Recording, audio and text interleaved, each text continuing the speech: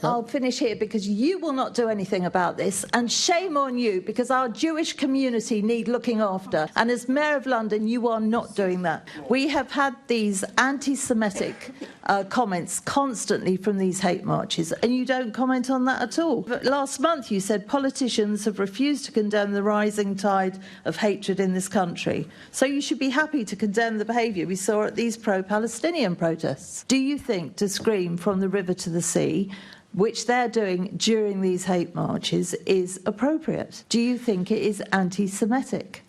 Okay, I don't think it's anti-Semitic, and I think it's all about context. I've got to be clear in my remarks in relation to my concern about the fear, the increased fear Jewish Londoners and Jewish people across the globe are feeling. I've gone out of my way since October the 7th, 2023, to reassure Jewish Londoners and Jewish people across the country and across the... But they don't feel reassured. How can they feel reassured? I tell you what, I'll finish here because you will not do anything about this, and shame on you because our Jewish community need looking after, and as Mayor of London you are not doing that. And if I could read you some of the quotes in the from TfL and GLA staff, it's really concerning. On this suppressed research which showed that traffic didn't reduce in LTNs, one staff member said, "From the point of view of my work on the evidence base for LTNs, as you say, this wave isn't going to add anything that we can use." Another staff member said, "It's just a lot of text and numbers to say nothing much has changed, right?" And one member said it was a bit underwhelming, but offered that they could create a suitably contextualised and caveated summary that TfL could instead publish. This follows on from your old Deputy Mayor for Environment, Shirley Rodriguez, trying to suppress research on the ULEZ when she didn't like the outcome. Are you concerned with this at all? I don't think there's a smoking gun or a conspiracy. I think what happened was there wasn't enough data to complete these studies, so it decided to not complete the study.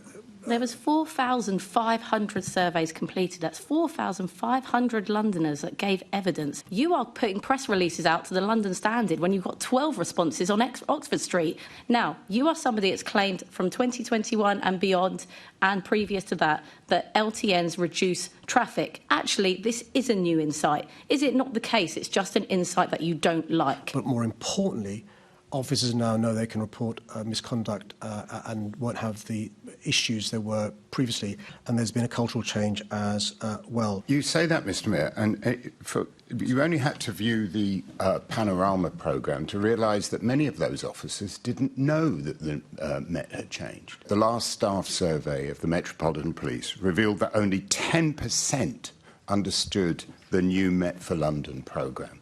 10%.